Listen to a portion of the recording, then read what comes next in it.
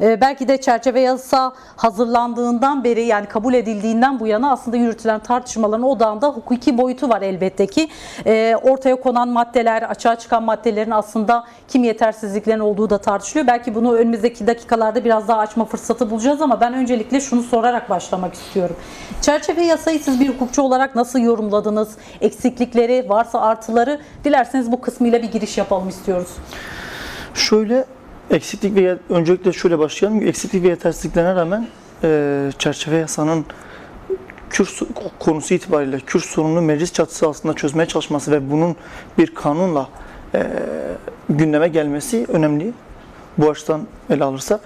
Çünkü çerçeve yasanın konusu Kürt meselesi. Yani sadece 50-60 yıllık bir çatışmayı ifade etmiyor. 100 yıllık Cumhuriyet tarihi açısından ele alırsak 100 yıllık bir sorunu biz burada çözmeye çalışıyoruz. Dolayısıyla hatta Cumhuriyet açısından değil, öncülü olan Osmanlı'yı da sayarsak yaklaşık 200 yıldır derinleşmiş ve kökleşmiş ciddi bir sorundan bahsediyoruz. Dolayısıyla yasa bu sorunu çözmeye çalışıyor. Tabii ki tek başına bu yasanın böylesi derinlikli bir sorun çözmesini beklemek de gerçekten uzaklaşacak. Ancak giriş açısından, başlangıç açısından önemli bir yasa. Sayın Öcalan'ın da ifade ettiği gibi Kürt sorunu, Kürt meselesi bu yasayla beraber, bu süreçle beraber aslında idam sehpasından müzakere masasına taşınmış durumda. Çünkü 200 yıllık bu sorun ciddi çatışmalarla başladı, ciddi bir ayrışmayla başladı. 1800'lerin başlarında Babanzadelerle başlayan, Mir Bedirhanlarla devam eden, yine Şeyh Seyitlerle, Seyit Rızalarla devam eden bir isyan süreci var. Kürt 200 yıllık tarihini 200 yıllık geçmişe götürebileceğimiz, tarihsel geçmişi olarak ifade edebileceğimiz bir Kürt sorunu var. Dolayısıyla bu sorunun meclis çatısı altında çözülmek istenmesi oldukça önemli ki Türkiye'deki tüm sorunlar aslında biraz da Kürt meselesiyle bağlantılı. Bakın, Türkiye Cumhuriyeti'nin ilk muhalefet partisi 1925 yılında sadece 6 aylık bir ömrü var.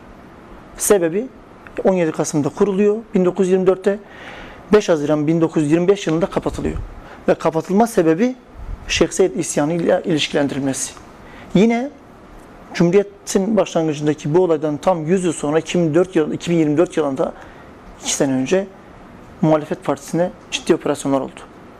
Ve bu operasyonların ana sebebi kent uzlaşısıydı. Dolayısıyla böylesi derinlikli bir sorundan bahsediyoruz. Yani 100 yıldır aslında sadece güvenlikçi bir bakış açısıyla ele alınmış, silah ve çatışma yöntemleriyle çözülmeye çalışmış bir sorundan bahsediyoruz. Dolayısıyla bizim bakışımız böyle bir yasanın çıkması olumlu. Eksiklikler var mı? Tabii ki var. Yetersizlikler var mı? Tabii ki var. Öncelikle yasa, önceki devletin resmi ideolojisinin güvenlikçi dilini çok aynı şekilde korumasa da, yumuşatsa dahi o güvenlikçi dilin korunduğunu biz görüyoruz. Mesela yasada özellikle terör vurgusu yapılmış. Mesela yasanın içerisinde bir kez dahi Kürt kelimesi geçmiyor. Oysa ki biz bu yasanın Kürt sorununu çözme gibi bir amaç taşıdığını ifade ediyoruz. Ancak sadece ki terör kavramı kadar siyasallaşmış ve politikleşmiş bir kavram. Ve yıllarca bu ülkede Kürtlerin en temel hakları terör kavramıyla illegalize edildi. Kürtler hukuk dışı bırakıldı. Ve bugün maalesef yasanın eksikliği olarak değerlendirebileceğim benim hususu en başında yasa hiçbir şekilde Kürt ifadesinin geçmemesi, meselenin adının konulmuş olmaması. Yani bir meselenin adını dahi koyamadığımız bir durumda tabii ki o yasanın eksik ve yetersiz kısımlarına değinmek gerekiyor. Ancak şunu ifade edelim, yine söylüyoruz, başlangıç açısından çok önemli bir yasa. Çünkü Cumhuriyet tarihinde Kürt meselesi, az önce ifade ettik, sürekli olarak savaş ve çatışmaya çözülmeye çalışıldı. İlk defa meclis çatısı altında ve çok yüksek bir oy oranıyla, yani 468 milletvekilinin evet dediği bir kanun tasarısı. Dolayısıyla bu açıdan çok önemli bir kanun. Yeni bir sayfa açılması ve Kürt meselesinin demokratik alanda, demokratik zeminde tartışılmasının önüne açılması açısından biz olumlu buluyoruz. Eksik noktalarında programın devamında detaylı bir şekilde değineceğiz zaten. Evet, madde madde gidelim. Belki de kiminle konuşursak konuşalım temel olarak ifade ettiği bir eleştiri var. Yasada yer alan maddelere baktığımızda aslında eleştiri eleştirili yapılan kısmı nerede devreye giriyor? İşte terör suçu işlenmek başlığı. Tekrar terör suçunun işlenmemesi için geriye dönük işte gelecek olan kişilerin bu suç tekrar işlememesi halinde devreye girecek yeni yasaların ya da yeni düzenlemelerden bahsediliyor kısmi olarak. Bunun aslında bir nevi beraberinde de kimi muğlaklıkları da beraberinde getirdiği konuşuluyor, tartışılıyor. Biraz bunları konuşalım istiyorum. Çünkü bir yanıyla da 2005 öncesi müebbet ve ağırlaştırılmış müebbet alan kişileri kapsamaması tartışma konusu aynı zamanda. Neden böylesi bir ayrıma gidildiğini de aslında özetleyecek olursak neler söylenebilir? Bu ayrı bir kısmı ama biz biliyoruz ki siz de ifade ettiniz aslında girişte. Terör parantezine indirgenen anlayışın aşılması gerekiyor. Yıllardır bu ifade ediliyor. Aynı zamanda TMK'da yer alan tartışmalı bir başlıkta kendisi, aynı zamanda terör kavramının kendisi ya da terörle ilişkilendirme halinin kendisi. Başlı başına bir tartışma kısmı ama özellikle de 2005 öncesi belki de nasıl denilir ibaresi bize ne gibi muğlaklıklar gösteriyor? Oradan devam edelim. Aslında nasıl bir kafa karışıklığı yaratıyor diye sormakta fayda var. Şimdi öncelikle o terör kavramıyla bir değerlendirmeyle başlayalım. O ayrımın neden olduğunu yine tartışırız. Şimdi başta da ifade ettim. Aslında bizim kanun tasarısını eleştirdiğimiz nokta tam da bu. Güvenlikçi politika dilinin, bu güvenlikçi dilin devam ettirilmiş olması. Yani birden çok kez terör vurgusu yapılıyor ancak tekrar bunu ifade etmek gerekir. Bir kez bile Kürt kelimesi, Kürt kavramı geçmemiş. Ve yine sizin de ifade ettiğiniz gibi bir kez daha terör suçunu işleyenler diyor. Bu çok muğlak bir ifade ve yine aslında böylesi bir sorunu, PKK sorunu ortaya çıkaran en büyük sebep de zaten tüm temel talepleri, Kürtlerin temel hak ve özgürlüklerini devletin maalesef illegalize etmesi ve terörize etmesi. Sorun tam da bu. Şimdi terör suçunu tekrar işleyenler diyor. Terörle mücadele kanunu hala yürürlükte. Bugün siz en temel ki anayasal olarak düzenlenmiş en temel hakkınız olan örgütlenme özgürlüğünüzü kullandığınız zaman, ifade özgürlüğünüzü kullandığınız zaman maalesef mevcut yasalarla terörle mücadele kanunu kapsamında örgüt propagandası yapmaktan gözaltına alınabilirsiniz. Bu suçu işlemiş olabilirsiniz. Dolayısıyla yarın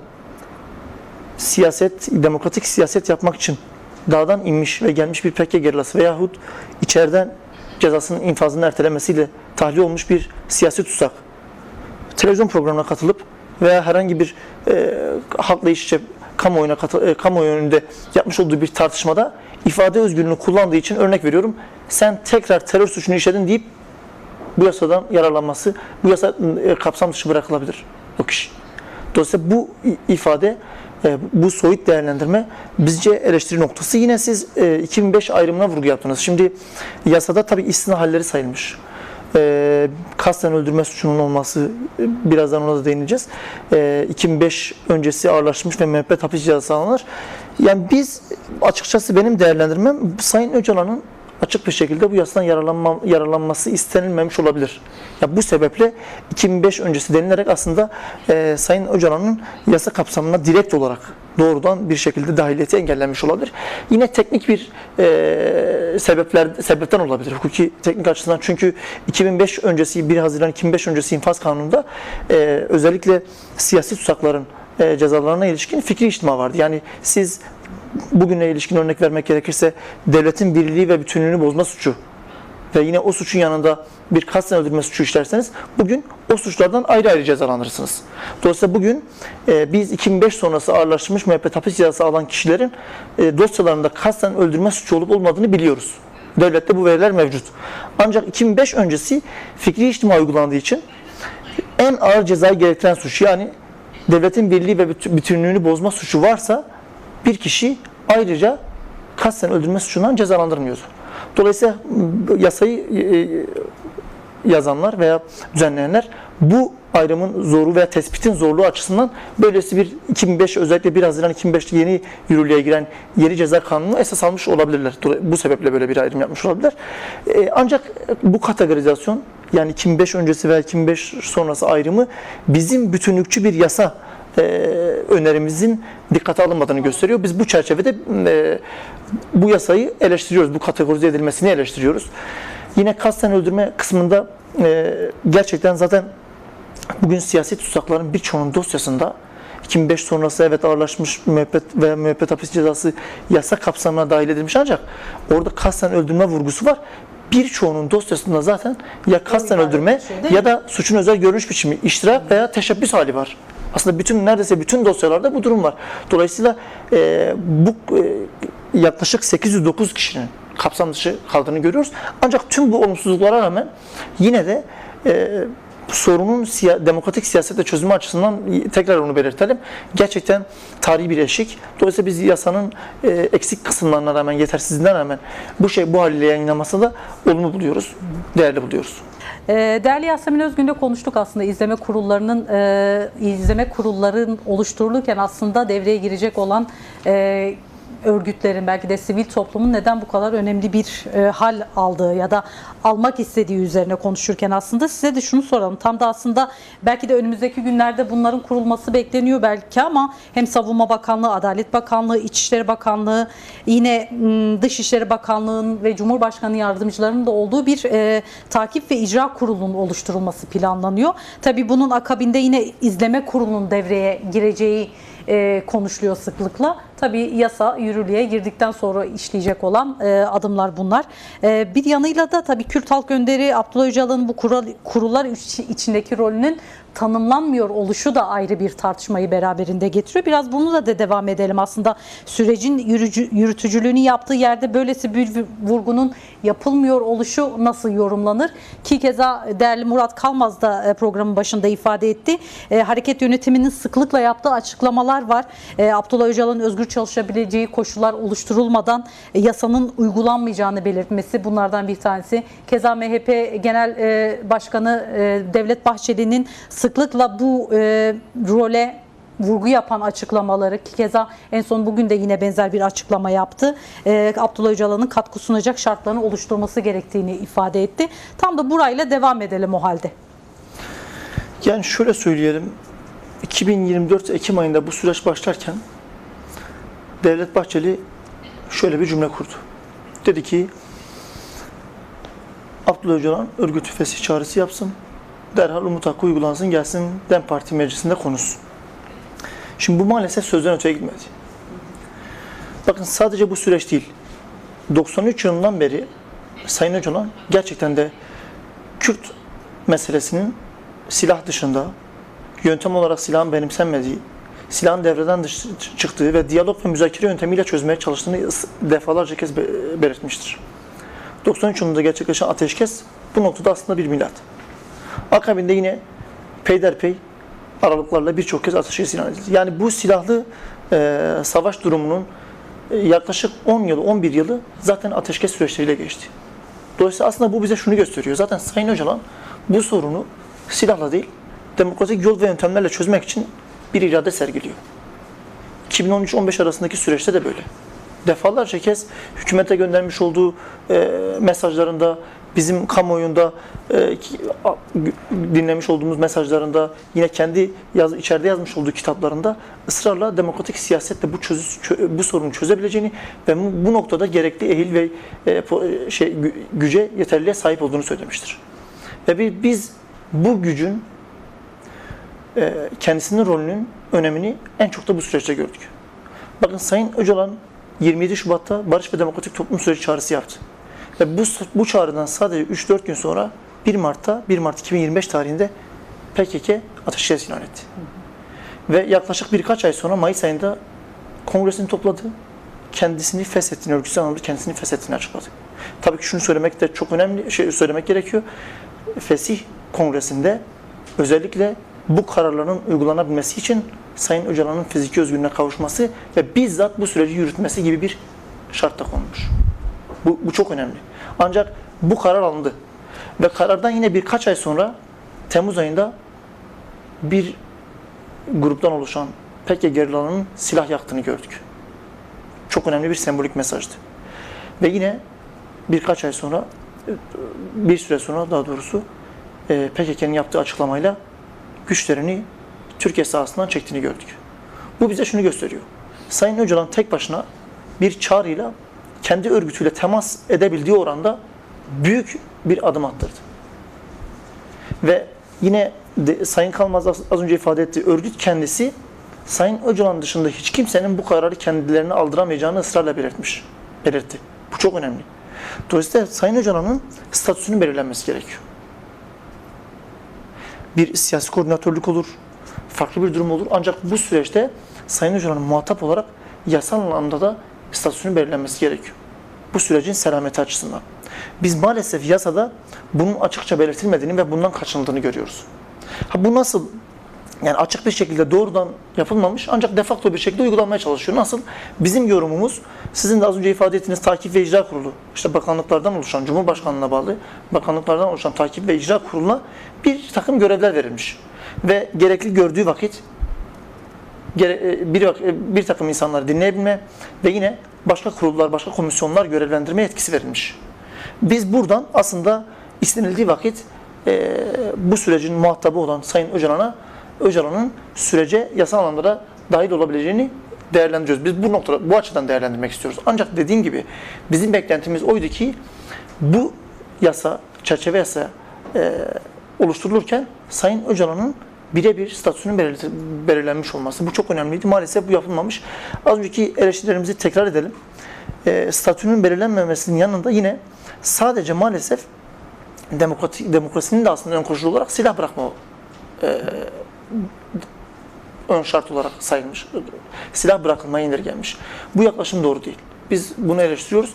Yani kurullar açısından da yaptığımız değerlendirmeyi şöyle özetleyelim. Bu kurullar önemli. Çünkü meclis de bir izleme komisyonu oluşturacak, bir izleme kurulu oluşturacak ve bu kurullar bu sürece önemli oranda fayda sunacak, katkı sunacaktır. Sürecin toplumsallaşması meselesi tam da aslında bundan sonraki konuşulması gereken kısmı. Belki de aslında yasa yürürlüğe girdikten sonra ve kısmi ilerlemeler belki de yaşandıktan sonra tartışılacak olan başlıklar da var. Bunlardan bazıları eşit yurttaşlık hakkı, yine ana dil hakkı, ifade ve örgütlenme hakkı bunların başında geliyor. Keza yine yerel demokrasi meselesi karşımızda duruyor. Kuşkusuz ki bu hakların teminatı için yeni bir anayasa da aynı zamanda şart. Bu önümüzdeki belki de sürecin daha sonraki tartışma başlıkları olacak ama bu toplumsal dönüşüm meselesi bundan sonra nasıl işlemeli aslında? Bu çerçeve yasa oluşturuldu ama bir yanıyla da demokratik adımların olmayışı eleştiri konusu aynı zamanda. Yani karşılıklı da gitsin istiyorum aslında. Varsa direkt sizden başlayalım o halde. Ya şöyle aslında o yüzden biz diyoruz ki bu yasa yeni bir hukukun da başlangıcı olsun. Aslında bizim temennimiz bu yasayla beraber bu sürecin barış ve demokratik toplum sürecinin demokratik bir anayasayla taşlandırılması. Çünkü az önce sizin de ifade ettiniz, aslında birçok çözülmemiş sorun var. Tek başına bu yasadan Kürt sorununun tamamıyla çözülmesini beklemek de gerçekçi bir yaklaşım olmaz. Mesela ve bu yasa sadece bu yasa kapsamında değil. Türkiye'de demokratik mücadele yürütenler çok iyi bilir ki Türkiye'de sadece teorik olarak bir yasanın olması o yasanın uygulanacağı anlamına hiçbir zaman gelmez. Örnek vermek gerekirse Türkiye'de ifade özgürlüğü, örgütlenme özgürlüğü anayasal bir hak kapsamında düzenlenmiş. Ancak biz biliyoruz ki siyasi iktidar istediği zaman kolluk muhalefetiyle bu örgütlenme özgürlüğünü veya ifade özgürlüğünü kullananlar üzerinde ciddi bir baskı, ciddi bir tahakküm oluşturabiliyor. O sebeple biz diyoruz ki teorik olarak, yasa olarak sürecin adımları atılsın. Yasalar ve kanunlar oluştursun. Ancak bu yasalar ve kanunlar toplumsallaşmalı da. Burada biraz mecburen siyasete görev düşüyor. Siyasi olarak bir çalışma yürütülmesi ve toplumun örgütlenmesi, uygulanmayan yasaların ve kanunların uygulatılması için bir toplumsal hat oluşturulması, mücadele hattı oluşturulması en önemli husus. Yoksa şunu ifade etmek gerekir. Bakın şu an bir süreç var. Evet, 2 yıldır yürütülen bir süreç var. Ama mesela örnek vermek gerekirse Sayın Abdullah Öcalan'ın üzerindeki tecrit tam olarak kalkmış değil. O yüzden söylüyoruz, yasanın olması tek başına bir şeylerin uygulanması anlamına gelmiyor maalesef. İnfaz Kanunu 59. maddesi açık. Bir avukatın hükümlüyle görüş hakkı yasal anlamda düzenlenmiş. Ancak biz Sayın Abdullah Öcalan'ın Sayın Abdullah Öcalan'ın kapsam dışında tutulduğunu görüyoruz. Bu süreçte bile avukatları sadece 2 veya 3 defa görüşme gerçekleştirilmiştir. Bunlar eleştiri noktası. Yine bu yasaya gerek olmadan Sayın Öcalan'ın umut hakkı düzenlenebilir. Umut hakkı faaliyete geçirip uygulanabilir. Ki Avrupa İnsan Hakları Mahkemesi Sayın Öcalan'a ilişkin 2014 Abdullah Öcalan kararı verdi. Ve bu kararda Birleşik Krallık Winter kararına atıf yapıyor ve diyor ki bir insan 25 yıldan sonra bir insanın hükümlülük süresi gözden geçirilmeli. Bir insanı hiçbir zaman hapisten çıkamayacağı şekilde hapiste tutmak, ölünceye kadar hapis cezası vermek kötü muamele yasağının ihlali anlamına gelir diyor. Ve bugün umut hakkının uygulanması için bu yasaya ihtiyaç yok mesela. Anayasa 90. madde açık. Özellikle temel hak ve özgürlüklere ilişkin hususta uluslararası anlaşmaların amir hüküm olduğu düzenlenmiş. Kanunların ve uluslararası anlaşmaların çatıştığı noktada. Dolayısıyla iyi niyet adımlarından söz etti Hakan Bey az önce. Gerçekten de bir barış ve demokratik toplum sürecinin tam olarak neticelendirilmesi için sadece mevcut yasanın tam olarak uygulanması değil, aynı zamanda gerçekten Avrupa İnsan Hakları Mahkemesi'nin kararlarının da uygulanması gerekir. Anayasanın uygulanması gerekir. Dolayısıyla bu hususları belirtmek gerek. Yine çerçeve yasada bakın 10. maddede bir düzenleme var. 2013-15 sürecinin dersi aslında o. 10. madde diyor ki bu çerçeve yasa ve süreç içerisinde yer alanlara hukuki koruma getirmiş, hukuki güvence getirmiş. Niye bunu getirmiş?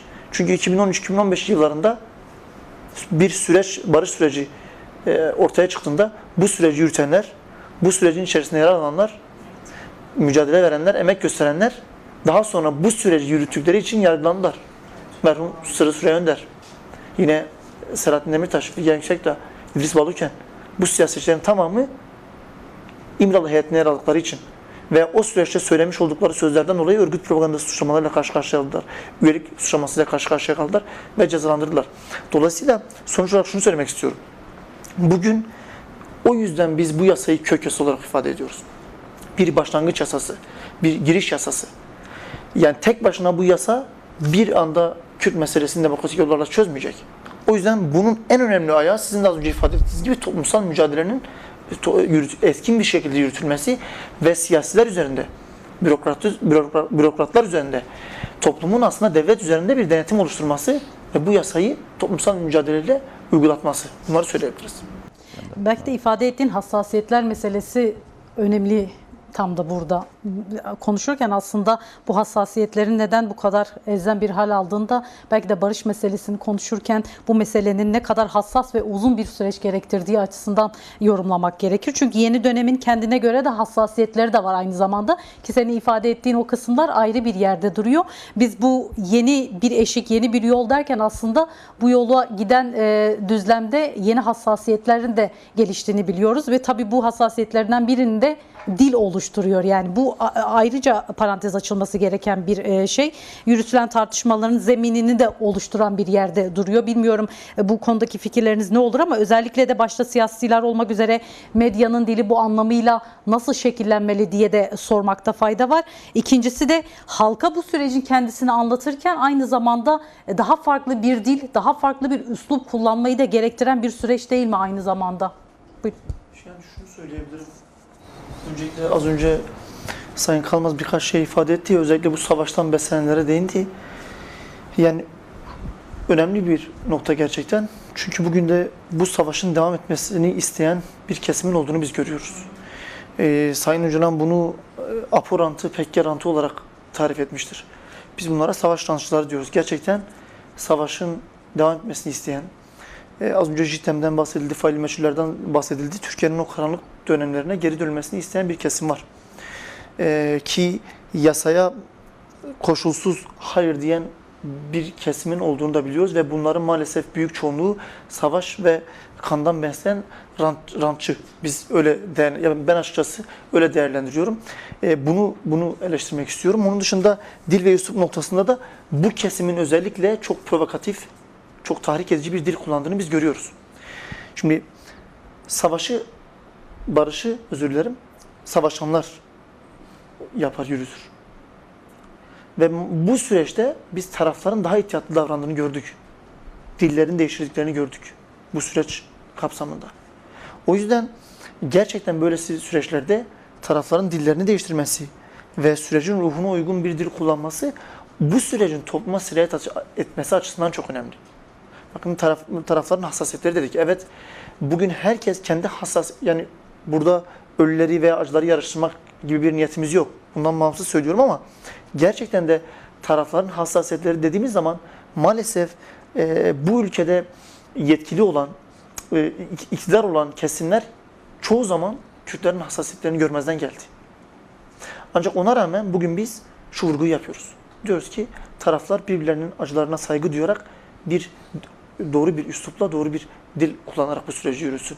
Mesela bu noktada bir öneri yapılabilir ki Kürt siyasi mücadelesi yıllardır bu öneri yapıyor. Kürt siyasi hareketi yıllardır bu öneri yapıyor.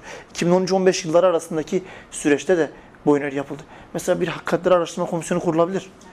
Bu ülkede yaşanan tüm acıları amasız fakatsız, hangi tarafın yaptığından bağımsız tüm olayların adil ve tarafsız bir şekilde araştırılacağı bir hakikatleri araştırma komisyonu kurularak geçmişle yüzleştirebilir. Bu o acıları belki ortadan kaldırmayabilir ama o acıların tekrar yaşanmaması adına, o acıları yaşayan insanların bir nebze acılarını bir nebze olsun dindirebilmek adına çok önemli bir öneri. Mesela bu noktada bizim de burada en azından kamuoyu yönünde yetkililere yapacağımız öneri bu olur. Hakikatleri araştırma komisyonu kurulsun. Hakikatler açığa çıksın. Bu ülkede faili meçhulleri kim yaptı? Bu ülkede köy yakmaları kimler yaptı? Devletin içindeki hangi gruplar, devletin içindeki hangi oluşumlar barış süreçlerini, ateşkes süreçlerini sabote etti? Az önce ifade ettik. 93 yılından beri ısrarla biz demokratik yol ve yöntemlerle bir sürecin çözülmesi için tarafların özellikle Sayın Öcalan'ın bir irade sergilediğinden bahsettik. Ancak her seferinde sabote edildi. Turgut Özal böyle bir girişimde bulundu, meçhul bir şekilde yaşamını yitirdi. Bakın bu çok önemli. 93 yılında hala bile Sayın Öcalan mevcut görüşmelerinde o döneme atıf yapıyor. 2000-2005 arası süreç yürütüldü. Maalesef yine yeterli bir cevap oluşamadı ve o süreç savaş sürecine dönüştü. Yine 2013-15 yıllar arasında bir anda Milli Güvenlik Kurulu'na alınan kararla beraber ki 2014 Ekim'deki kararla biz o sürecin aslında o zaman bozulduğunu biliyoruz. Bir anda savaş süreci başladı ve son 10 yıldır belki de Türkiye'nin en derinlikli savaşını biz yaşadık. Hem Türkiye sahasında hem de çünkü şimdi ortak bir coğrafyadan bahsediyoruz. Değerli Kalmaz'ın da az önce bahsetti. Mesela Rojava'da çok ciddi bir savaş yaşandı. Bunlar Kürtler açısından ciddi tahribatlara yol açtı. Hassasiyet dediğimiz tam da bu. 2018'de Afrin operasyon yapıldı, 2019'da Serekaniye operasyon yapıldı, 2020'den beri Kürdistan bölgesel yönetim sınırları içerisinde operasyonlar düzenleniyor. Dolayısıyla taraflar bu süreçlerin tekrar yaşanmaması, savaşın ve acıların yaşanmaması için dillerine ve üsluplarına çok özen göstermesi gerekiyor. Biz bu noktada bu öneriyi yapalım ve kendi üzerimize düşen sorumluluğu da yerine getireceğimizi belirtelim.